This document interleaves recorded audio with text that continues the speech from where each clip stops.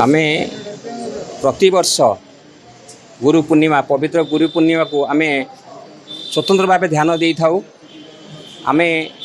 आज गुरु पूर्णिमा आम गुरु मानकर पद पूजा हो तीन जेहेतु आमे वरिष्ठ नागरिक कल्याण समिति तरफ गोटे संवर्धना सभार आयोजन करूँ। आमे से योगदान करें ये गोटे गुरु पूजन कारण आमर जो माने वरिष्ठ नागरिक कटक सहर अच्छा से किपरि भाव में सुख संसदे रहतु कौन सी प्रकार दुख तांको ग्रास न करूँ। आम समस्त उद्यम रोचे किपरि भाव में जो वरिष्ठ नागरिक आमर अच्छा नागरिक अच्छा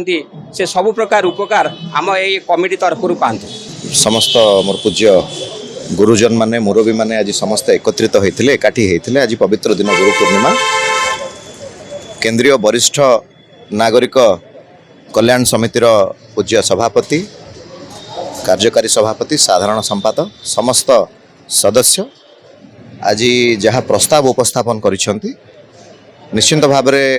से दिगरे आमर कार्यक्रम रहिबो बोली आमे आज प्रतिश्रुति देइछु। वरिष्ठ नागरिकंकर गोटे घर जो कथाटी आज आलोचना करा जाइछि ताहा अत्यंत आवश्यक मध्य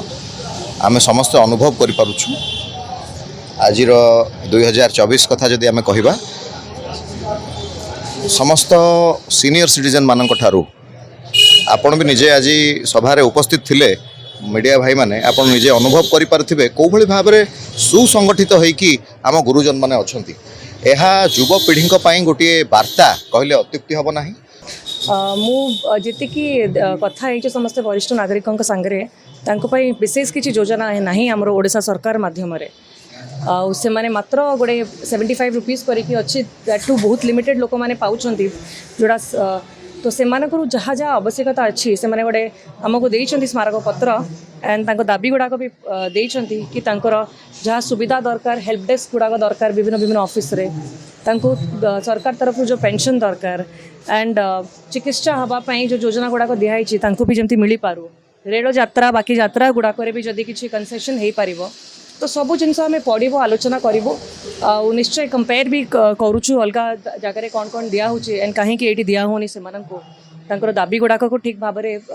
रखिकी एंड प्रस्तावटा भी दबो। आज प्रथम प्रोग्राम थिला आमर सबुठू ये थिला सीनियर सिटीजन मानकर से गोटे समर्थित सभा आयोजन करते जो मैंने आमर ये पूर्णमयी ये तांकु संवर्धना करने गोटे आयोजन करते सहित आम आम तरफ आम टुंगी मैनेजिंग ट्रस्टी तरफ एवं जेहेतु मु गोटे लोक तीन संस्था अच्छी तेणुक गोटे जगह आम राधामोहन ट्रस्ट बोर्ड तरफ एवं राणीहाट बजार गोपाल साही पूजा कमिटी तरफ एवं राधामोहन क्लब तरफ दुईटी नवनिर्वाचित विधायक तथा आम कटक बारवाटी सोफिया फिरदौस आ कटक चौद्वार सौभिक विश्वाल को आम समर्थित कलु। दाबी आम विभिन्न आमर मोर प्रथम राधामोहन ट्रस्ट बोर्ड तरफ मु इलेक्शन पूर्व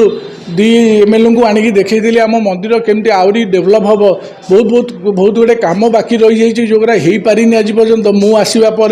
जब देखिली यही सब कम हवा दरकार गोटे मंदिर में निहाती आवश्यक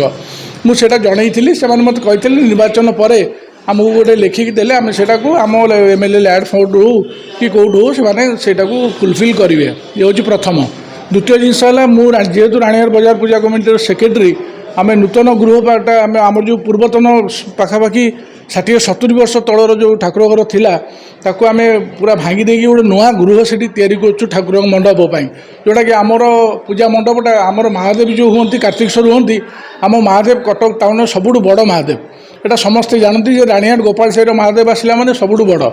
तेणुक से हिसाब से आम गोटे नूतन गृह करवा बोली पुराणा हो जाता भांगिकी दुई एमएलए को प्रतिश्रुति जिते आमर मोहम्मद मोकिम इंजीनियर मोहम्मद मोकिम थे आ प्रभात विश्वाल थे पाखे आम जो पहुँचीलु से किसी आमको साहाय्य भी करते कहले बाकी तुम कर काम आरंभ कर दशहरा पाखे ही आसला बाकी जहाँ रहा आमर जो बजेट उपस्थापना हो सारापर आसेम्बली रे आम आमर लैंड जिते संभव हम मैक्सिमम आम आपण समस्या समाधान करदेबू।